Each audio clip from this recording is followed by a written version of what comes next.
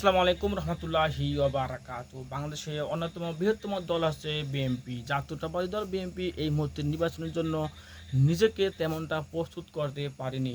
অথচ এই বিএনপি 2024 সালের 5ই আগস্টের পর থেকে এই পর্যন্ত সবচেয়ে বেশি নির্বাচনের কথা বলে আসতেছে। বাংলাদেশে এমন কোনো আসন নেই যেখানে বিএনপি এখন পর্যন্ত কোনো প্রার্থী দিতে পেরেছে। অথচ জামাত এর চাইতে বেশি সুসংগঠিত দেখা যাচ্ছে। কেননা জামাত ইতিপূর্বে বাংলাদেশের অধিকাংশ সিটে বা আসনে তারা নির্বাচনের প্রার্থী ঘোষণা করতে পেরেছে, অথচ বিএনপি এখনও পারেনি। 2008 সালের পরে বিএনপি যখন নির্যাতনের শিকার হয়, সেখান থেকে বেরিয়ে এসে যখন 13 সালে নির্বাচন জন্য আন্দোলন করে এবং 14 সালে যে নির্বাচন হয় সেখানে বিএনপি অংশগ্রহণ করেনি। অথচ বাংলাদেশের মানুষ সাড়া দেয়নি। কিন্তু অরাজনৈতিক প্ল্যাটফর্ম থেকে যখন ছাত্র জনতা আন্দোলন 2024 সালে হলো এবং বিজয় অর্জন করলো, সবচেয়ে বেশি সুবিধা গ্রহণ করতেছে বর্তমানে বিএনপি। বিশেষ করে বিএনপির চেয়ারপারসন বেগম খালেদা জিয়া সেও চিকিৎসা করার জন্য বিদেশে গেছে এবং জেল থেকে মুক্তি পেয়েছে এবং বিভিন্ন মামলা হামলা থেকে বিএনপি নেতাকর্মী যারা ছিল তারা এখন মুক্ত খোলা আকাশে ঘুরে বেড়াচ্ছে। এবং সবচেয়ে বড় কথা হচ্ছে তাদের দলের সবচেয়ে হেড কমান্ডার তারেক জিয়া তিনিও এখন মামলামুক্ত, সকল মামলা তার নামে উঠিয়ে ফেলা হয়েছে। এখন এই বিএনপি যদি এখনও নিজেকে সুসংগঠিত করতে না পারে, সেটা দায়ী হবে বিএনপি নিজেই। আর বিএনপির অন্তর্কোন্দলের কারণে বিএনপি দিন দিন পিছিয়ে যাচ্ছে বলে মনে হচ্ছে। সেজন্য তারা নির্বাচনের জন্য এখনও 40% প্রস্তুতি গ্রহণ করছে মাত্র। বিশেষ করে জেলা উপজেলা থেকে শুরু করে প্রতিটি যে গ্রুপিং হচ্ছে, এই গ্রুপিংয়ের কারণে বিএনপি দিন দিন পিছিয়ে যাচ্ছে। এই পিছিয়ে থাকার ফলে বিএনপি একসময় দেখা যাবে যে জনগণের যে অস্থিরতা, সেই অস্থিরতাকে ফেল করলে তারা বিএনপি নির্বাচনের ভালো কিছু করতে পারবে না বলে মনে হচ্ছে। বাংলাদেশে বর্তমানে বিএনপি যারা সমর্থক আছে বা নেতাকর্মী আছে তারা মনে করতেছে নির্বাচন হলেই বিএনপি ক্ষমতা গ্রহণ করবে বা ক্ষমতায় আসতে পারে বা আসবে, এমনটা ধরে নিয়ে বিএনপির উচ্ছৃঙ্খল কিছু নেতাকর্মী আছে যারা চাঁদাবাজি এবং বিভিন্ন টেন্ডারবাজি থেকে শুরু করে বিভিন্ন কার্যকলাপে অরাজনৈতিক কার্যকলাপে তারা নিজেকে জড়িয়ে ফেলেছে। যার ফলে তারেক জিয়া অর্থাৎ হেড কমান্ডার সে নিজেই অনেকে শোকজ করেছে এবং দল থেকে বহিষ্কার করেছে। সেটি ভালো দিক বিএনপির জন্য।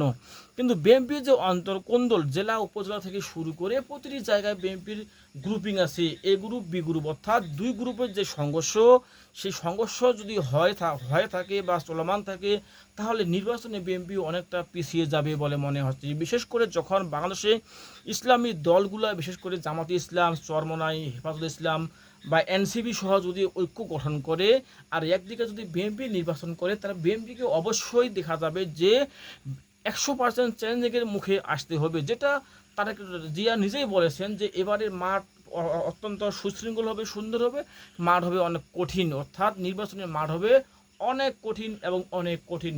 এর কারণ হচ্ছে, মেন কারণ হচ্ছে তরুণ সমাজ। বিশেষ করে 2008 সালের পর থেকে 2024 সাল পর্যন্ত বাংলাদেশে এই পর্যন্ত জাতীয় নির্বাচন হয়নি। যেগুলো হয়েছে সেগুলো হচ্ছে অন্যরকম নির্বাচন, যেটা আমরা সবাই জানি। এর ফলে যে অধিকাংশ যুবক যারা আছে, বিশেষ তরুণ যারা আছে, তারা ভোট দিতে পারেনি, অর্থাৎ তারা নতুন ভোটার। এই নতুন ভোটার যারা আছে তারা কোনো ইসলামিক দলগুলোর দিকে ঝুঁকতেছে। আর ঝুঁকার কারণে এই সমস্ত ভোটারদেরকে বিএনপি নিজের দলে নিয়ে আসতে না পারে বা সমর্থকদেরকে নিজের দলের মধ্যে নিয়ে আসতে না পারে, তাহলে বিএনপির জন্য অনেক খারাপ দিন অপেক্ষা করতেছে।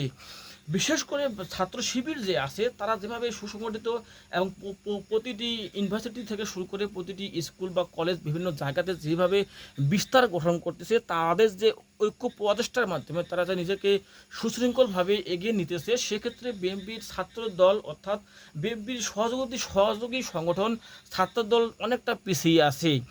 কেননা ছাত্রদল শুধু বিভিন্ন অরাজনৈতিক কাজ এবং অনৈতিক কাজের সাথে নিজেকে জড়িয়ে ফেলতেছে। সেক্ষেত্রে ছাত্র শিবির অনেকটা এখানে আলাদা।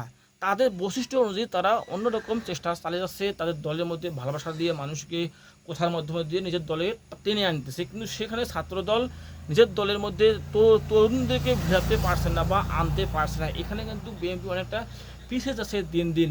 বিএনপির সমর্থক থেকে শুরু করে যারা সাধারণ মানুষ আছে তারাও নিজে মনে করতেছে একদল খেয়ে গেছে, অন্য দল খেয়ে খাবার জন্য অস্থির হয়ে আছে।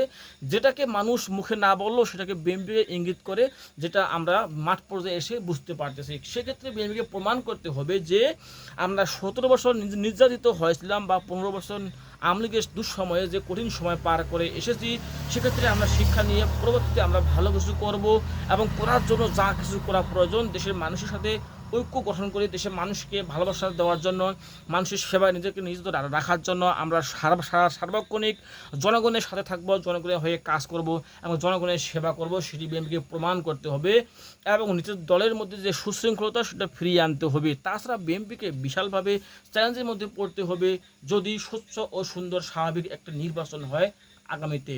সেজন্য বিএনপির উচিত হবে এই মুহূর্তে নির্বাচন না করে দলের সংস্কার করা, দেশের সংস্কারের জন্য, দেশের সংস্কারের জন্য, বাংলাদেশের উন্নয়নের জন্য অন্তর্বর্তী সরকারকে সাহায্য সহায়তার হাত বাড়িয়ে দেওয়া এবং সমর্থন করা।